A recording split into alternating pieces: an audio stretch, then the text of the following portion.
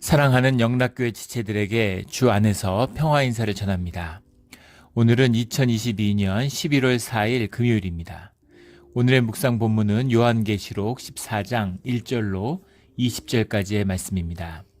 오늘 본문 말씀 14장 1절부터의 말씀은 이렇게 시작합니다. 또 내가 보니 보라 어린 양이 시온산에 섰고 그와 함께 14만 4천이 서 있는데 그들의 이마에는 어린 양의 이름과 그 아버지의 이름을 쓴 것이 있더라 이렇게 되어 있습니다. 어린 양이 시온산에 섰고 어린 양이라고 하는 것은 12장 7절에 나오는 용의 모습과 대비되는 것이죠. 용은 어린 양과 같은 두 뿔이 난 어린 양과 같은데 두 뿔이 난 모습이죠. 이것은 진짜 어린 양인 겁니다. 사단은 마치 그리스도와 비슷한 것처럼 적그리스도의 모습이죠.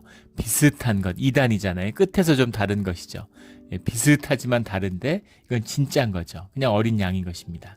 순결한 보혈의 어린 양, 그 영이 시온산에 섰고, 시온산에 섰다라는 것 때문에 이제 여러 해석이 있는데, 시온산이 이제 성경에 나오는 새 예루살렘에 대한 그 말씀처럼 이것이 이제 새 예루살렘이 어디에 있는 것이냐. 그래서 이것이 이제 하늘에 있는 것이다. 뭐 이런 해석이 있어요.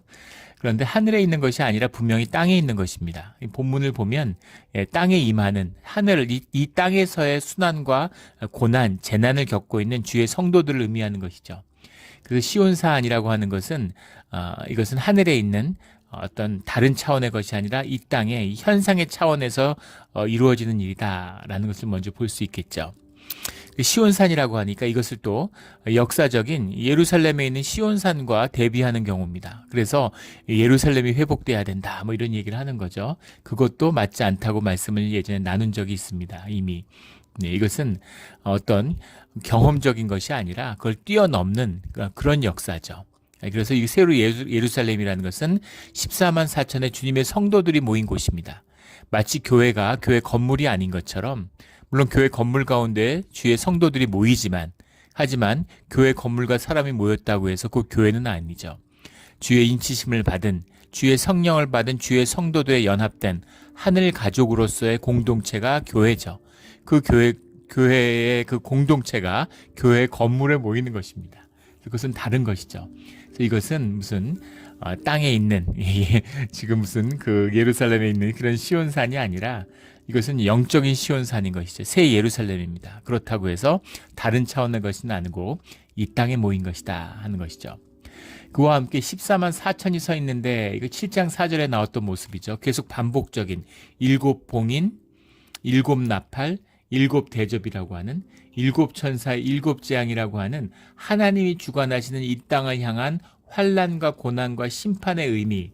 그런데 항상 6째 봉인, 6나팔, 일이 있은 다음에는 또 6번의 재앙이 있은 다음에는 항상 14만 4천의 어린 양의 교회의 예배, 교회의 찬양의 모습을 보여주고 있는 거죠.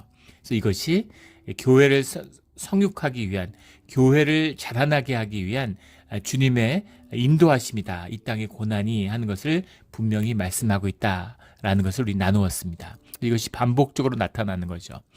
또 하나는 이것이 영적인 차원에서 이루어지고 있는 일이기 때문에 이 일의 의미는 시간성을 가지는 것은 아니라고 했습니다.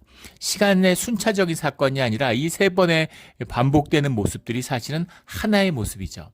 그래서 영적인 사건의 본질은 시간의 순이 아니라 우리의 이제 3차원, 물리학적으로 말하면 4차원을 떠난 그런 차원의 이야기니까 그 차원의 의미에서는 이것이 시간적인 의미가 아니라 사건의 순서의 의미는 있을 수 있지만 시간적인 의미는 아니라는 걸 나눴죠.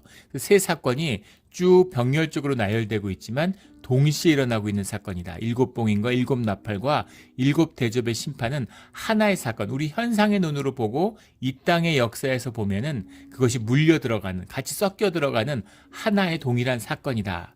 시간성의 의미를 부여한다면 같은 동시간대에 일어나고 있는 사건이다. 이렇게 볼 수 있겠죠. 그러나 7대접과 7봉인은 그 사건의 순서로서 그 사건의 맥락이 가지는 의미는 별도로 가지고 있다라는 것을 말씀 가운데 보게 되는 것이죠.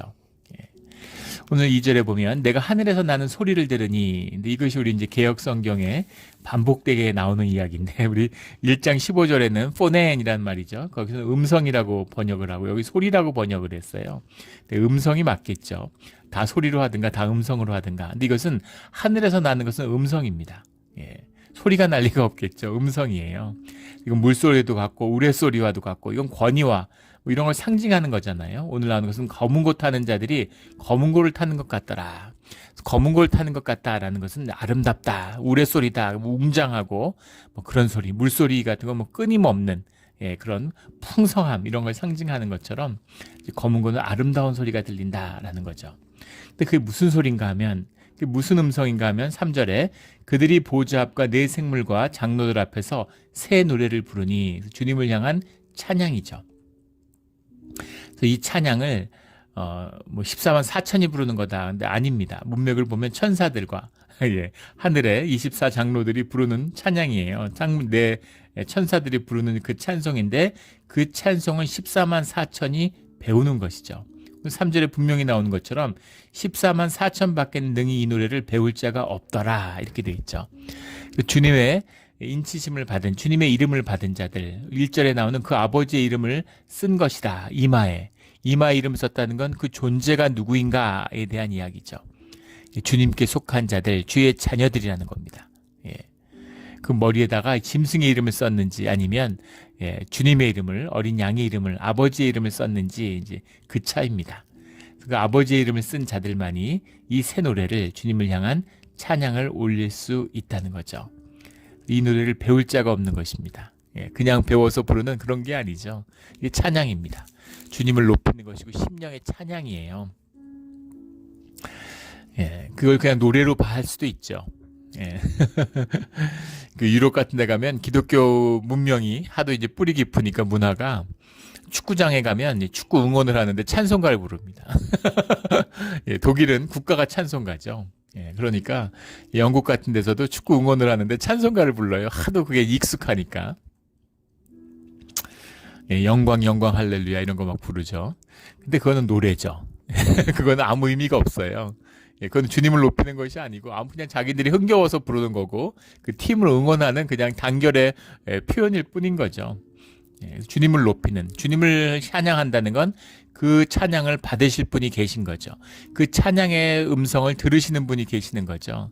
예, 그래서 그 자녀가 함께 주님을 높이는 그 하나된 마음, 하나된 공동체의 삶, 한 가족된 그 삶의 연대성, 그것이 찬양입니다. 그냥 노래도 아니고 기교도 아니고 의미가 없어요. 물론 정성을 다해서 부른다는 건, 마음을 다해 부른다는 건 의미가 있습니다. 예, 우리 보면 부활절 찬양을 하고 그럴 때도, 또 우리 그 교회 설립 기념주일 갈 때 특별 찬양을 할 때 참 은혜를 받죠. 특별히 우리 교회 장로님 암투병을 하고 계시는데도 이렇게 그 찬양을 인도해 주시고, 그게 찬양입니다. 하나님이 얼마나 기뻐하시겠어요. 그 자체가 은혜가 되고 주님을 높이는, 주님께 영광을 돌리는 것이 되는 것이죠.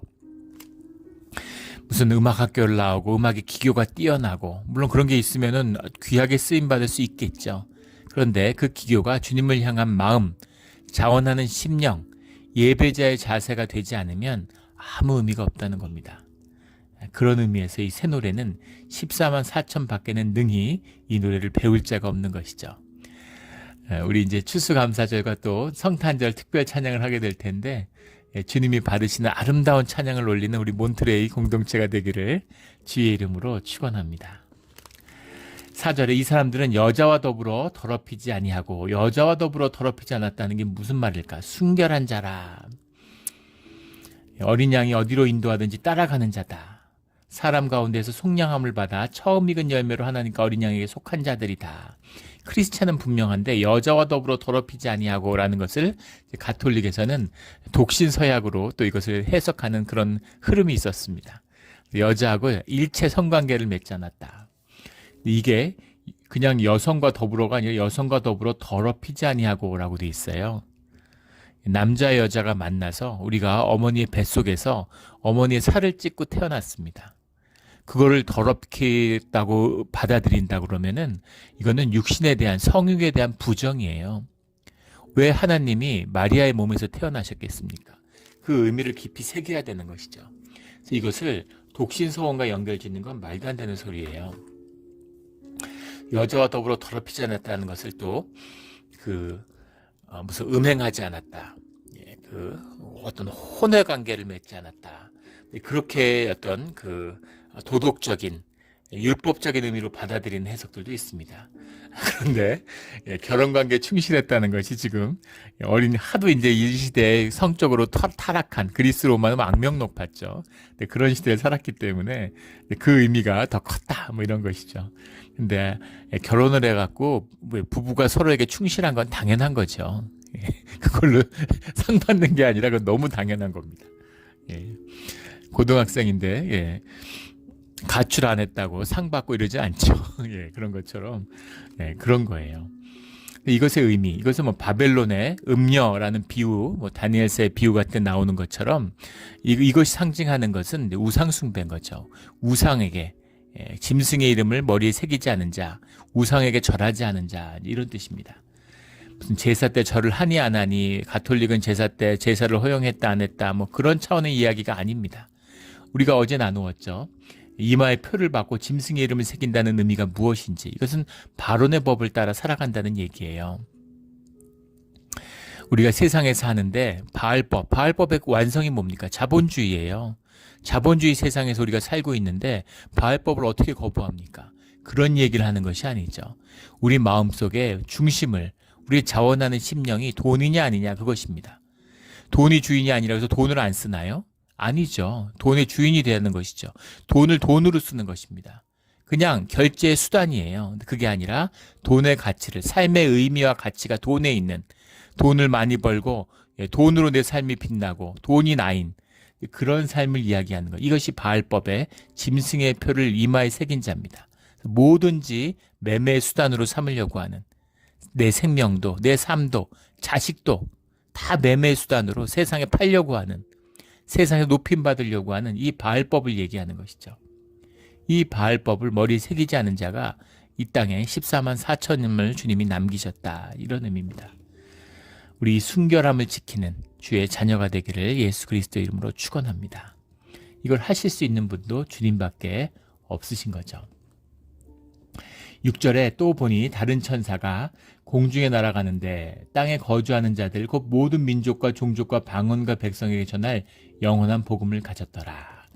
8장에서는 독수리가 날아갔는데 지금 천사가 날아가요. 독수리와 천사를 우리가 형태적으로 구분하는 것이 아니라 다 천사의 모습을 표상하고 있는 것이죠. 우리 눈에 보인 영이잖아요.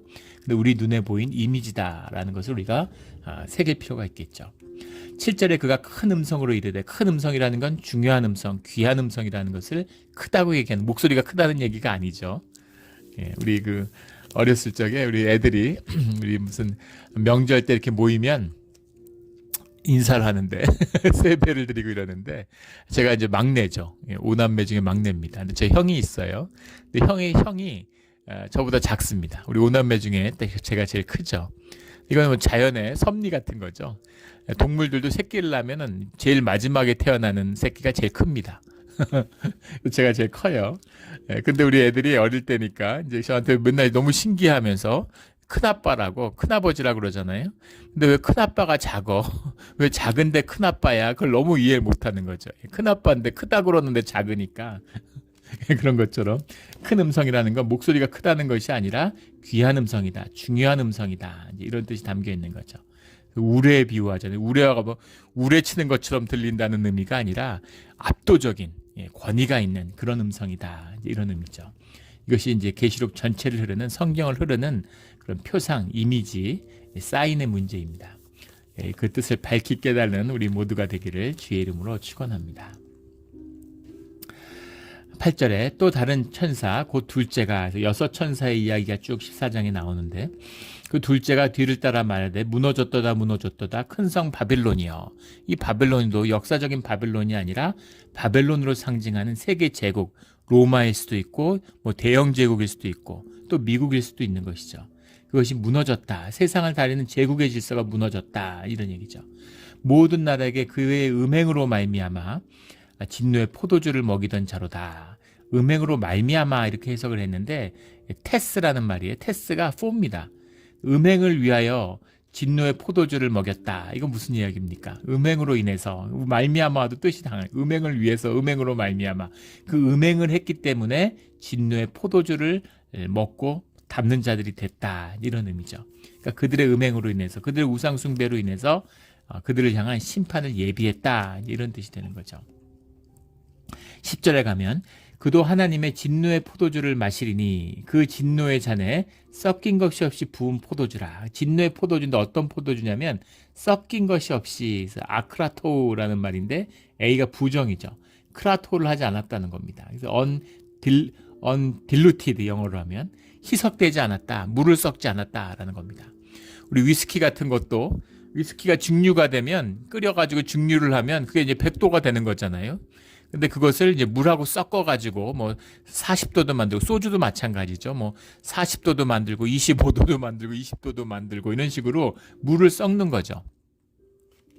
희석하는 것인데 희석하는 것이 없는 그 독주, 그 그대로의 진노, 그 자체를 받는데 그것이 뭐냐면 거룩한 천사들 앞과 어린 양 앞에서 불과 유황으로 고난을 받게 된다. 네. 그 고난의 연기가 세세토록 올라가리로다. 영원한 불의 징계.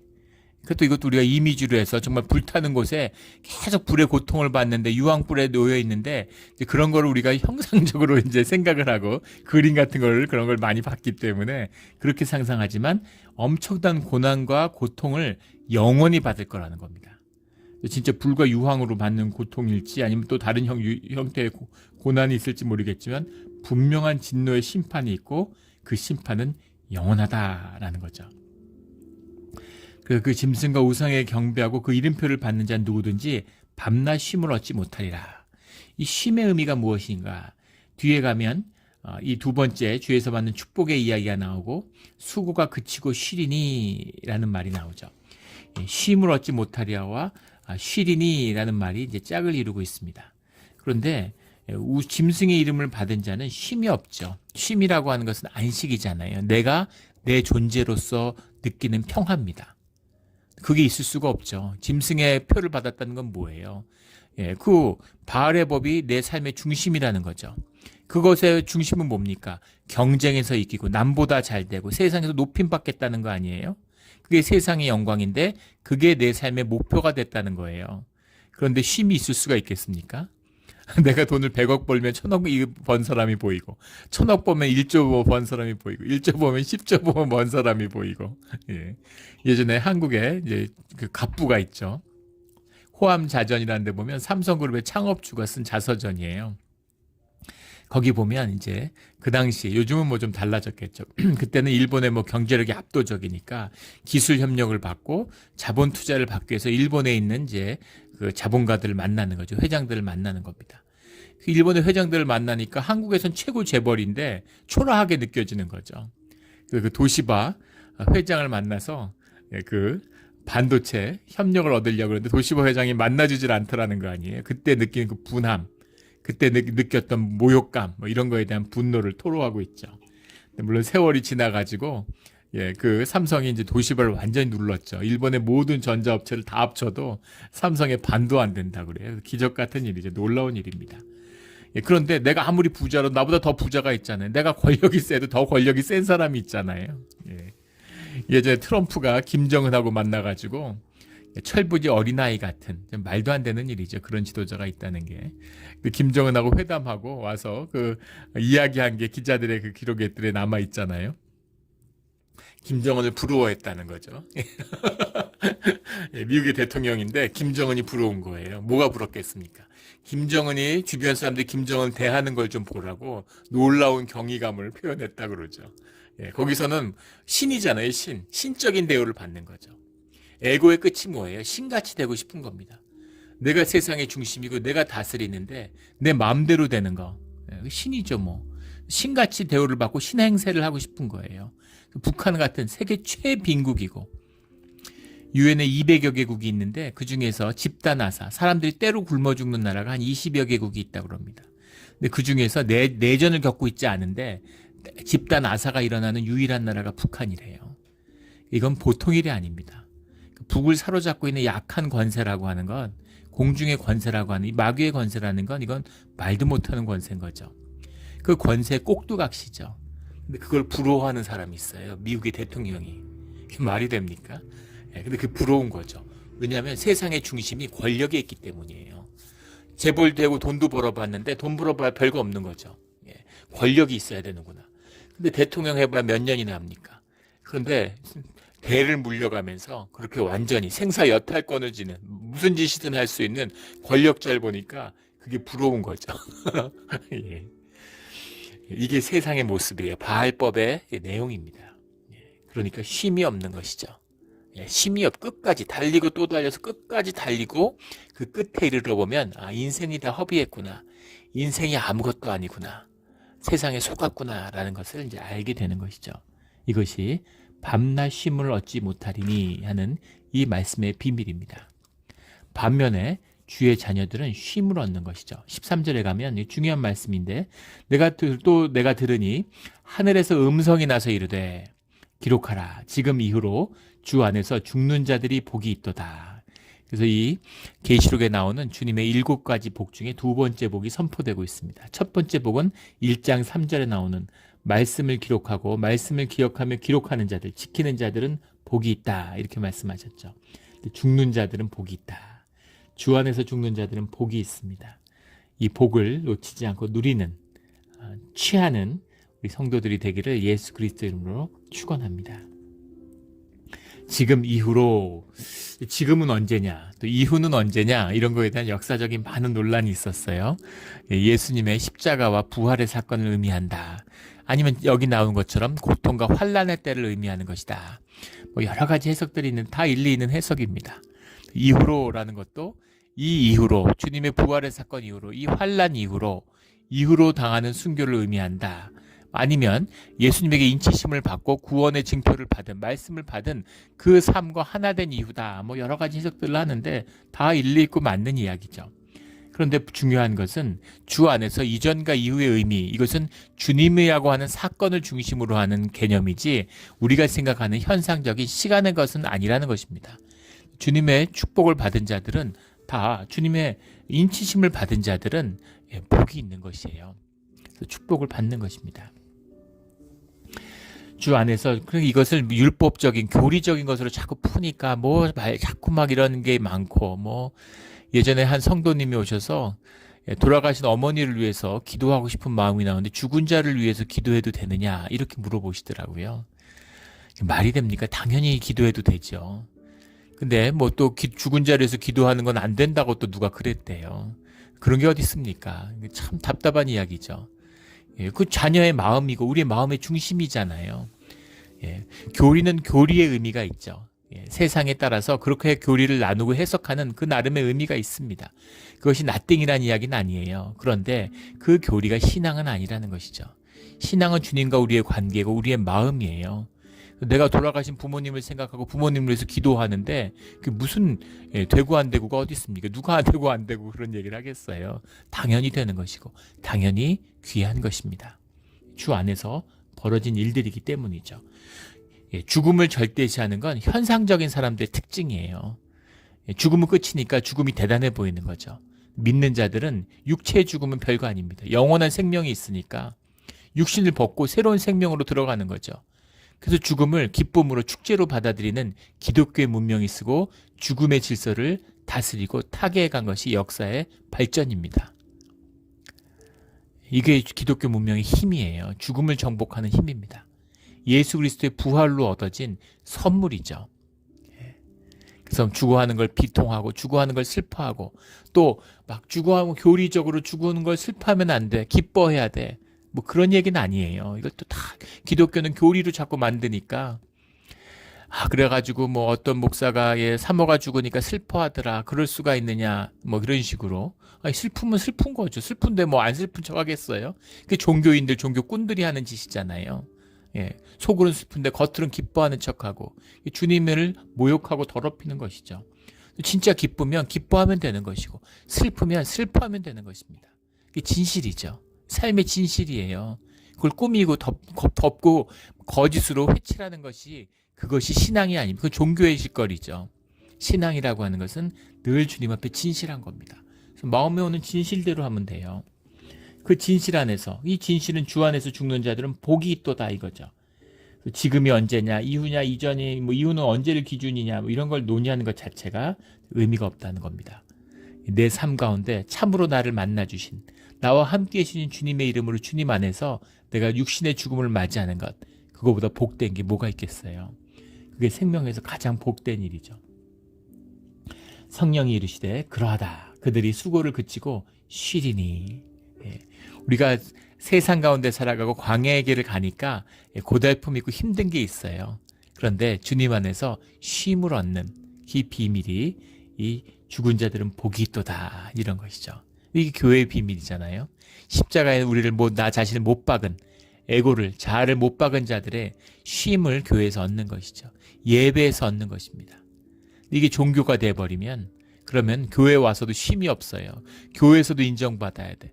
교회에서도 남이 나를 어떻게 보는지가 궁금하고 누가 한마디 하면 또 상처받았다 그러고 누가 높여주면 우쭐하고 나서려고 그러고 활개치려고 그러고 이런 모습들 쉼이 없는 것이죠. 우리 주님 안에서 참된 쉼을 누리는 우리 주의 자녀들이 되기를 주의 이름으로 축원합니다. 14절에 또 내가 보니 흰 구름이 있고 구름 위에 인자와 같은 이가 앉으셨는데 그 머리에는 금 면류관이 있고 그 손에는 예리한 낫을 가졌더라. 그리스도의 모습, 예수 그리스도의 모습이죠. 인자와 같은 이, 우리 여러 번 수없이 나눴던 말씀이죠. 호모이온, 후이온, 안트로포라는 말인데 호모이온이라는 게 like, 후이온이라는 게 더 son이잖아요. 안트로포 하는 게 사람이죠. 사람의 아들처럼 생긴 이런 뜻입니다. 꼭 사람처럼 생겼네 이런 거예요. 예수님이 죽임을 당한 이유는 하나님의 아들이라고 했기 때문이 아니라 사람의 아들이라고 했기 때문입니다. 하나님의 아들이라는 건 하나님의 유업을 받은 자라는 뜻인데 믿는 자들, 여호와의 자녀들을 지칭하는 표현이죠. 그래서 하나님의 아들이라는 표현이 물론 독생자라는 건 문제가 되겠지만 하나님의 아들이라고 하는 것은 그렇게 큰 걸림돌이 되지 않았다는 거죠. 문제는 주님이 당신을 인자와 같으니 인자가 이렇게 당신을 얘기하잖아요. 그게 문제가 된 것이죠. 인자와 같으니라고 하는 것은 하나님을 지칭하는 것이죠. 하나님인데 꼭 사람 같아. 그래서 인자와 같으니 겁니다. 그 형상이 그 모습이 꼭 사람 같아. 그런 의미인 거죠.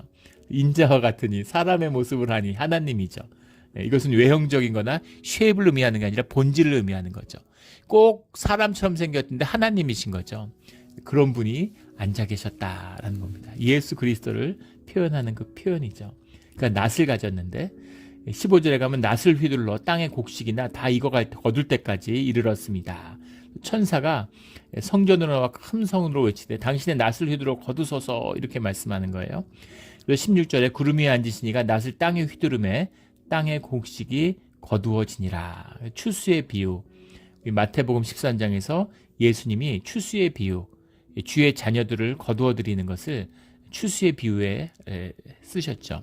땅의 곡식이 거두어진다라는 건 이 땅의 주의 자녀들을 주님이 받으시는 걸 의미하는 거죠. 17절에는 또 다른 천사가 있는데 그가 불을 다스리는 다른 천사가 제단으로부터 나와 예리한 낫을 가진 자를 향하여 큰 음성으로 불러 이르되 내 예리한 낫을 휘둘러 땅에 포도송이를 거두라.